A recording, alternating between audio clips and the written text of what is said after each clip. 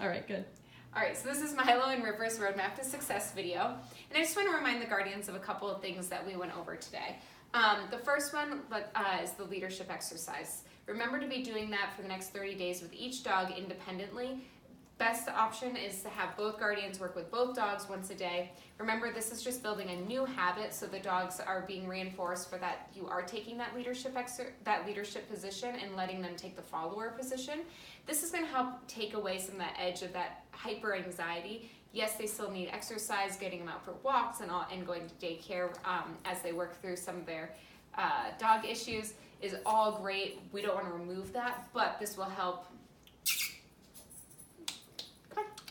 This will help them not only listen to you better, but it'll help them relax, because a dog that thinks they might be in a leadership position or at least equal to you is generally a little more concerned about what's going on in their environment. And so this will help them kind of relax and say, we're just dogs, you guys have control.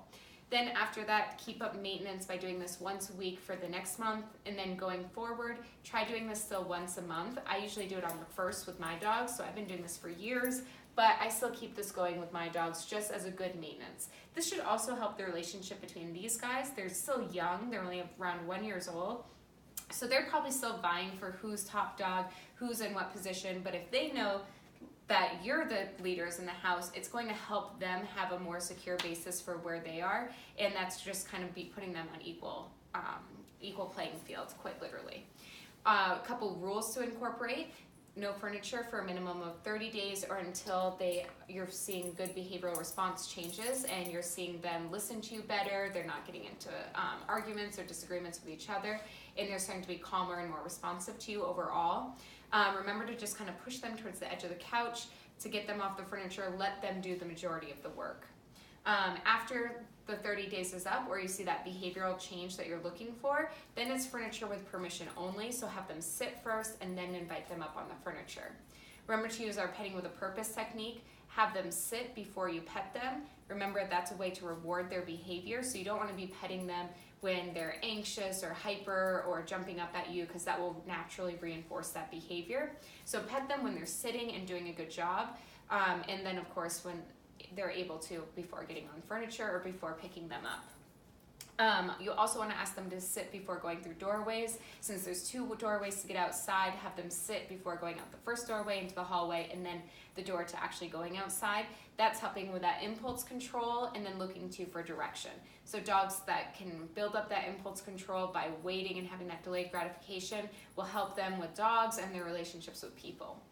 To help them not be jumping up and getting hyper when you come home, just wait, ignore them completely. That includes eye contact. So if they're hyper and getting all worked up, completely ignore them until they've calmed down. That's usually not a good time to try to rush them outside to go potty. So if they're really hyper and they're in their crates and they're getting all excited, or they're in their room or doing whatever, or if they're loose in the house, wherever they are, if they're hyper and excitable, they're going to bring that energy to the next place that they're going. So if they're in a kennel and they're standing up, wagging their tail, and they're moving all over the place, and you let them out, they're going to bring that energy out with them.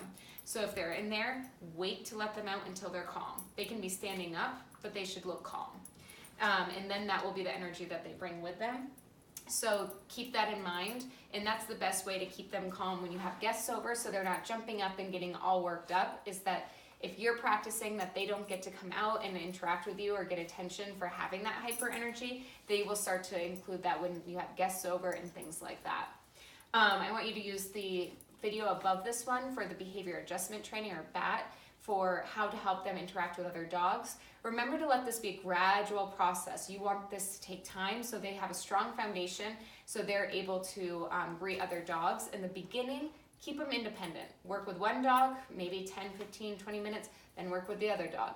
It's better if you have 20 minutes to work with each dog for 5 to 10 minutes each and then stop, than to try to bring them together because you're short on time, because at this point they rile each other up too much.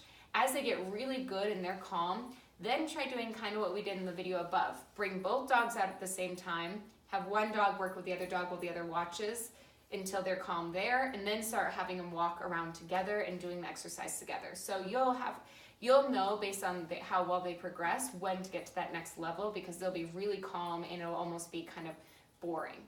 And that's the goal. Get bored, and that's a good indicator that you can move on to the next level. Then when you get to that level, you can start trying to bring them back to doggy daycare because you are feeling confident that they can go over, smell other dogs, have other dogs smell them, and they're nice, calm, and good.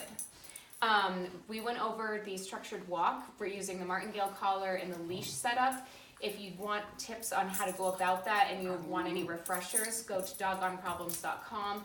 Dog training tips, click on that. Then there's a search bar, type in the words structured walk. Then you'll see a bunch of tutorials on how to set up the martingale collar, the leash, and then the rules that we use to helping the dog stay in that heel position. So you can use that as a reference and a guide if you get fuzzy on the details. And then lastly, remember to use the structured feeding technique that we went over to feed them, where we create this invisible boundary here in the kitchen, and one dog eats at a time. They have a maximum of 3 to 5 minutes to eat, and if they don't eat all of their food, you pick it up, put it away, and then put the empty bowl back on the ground. All right, and then lastly, I want to remind you that everything you do trains your dog, only sometimes you mean it.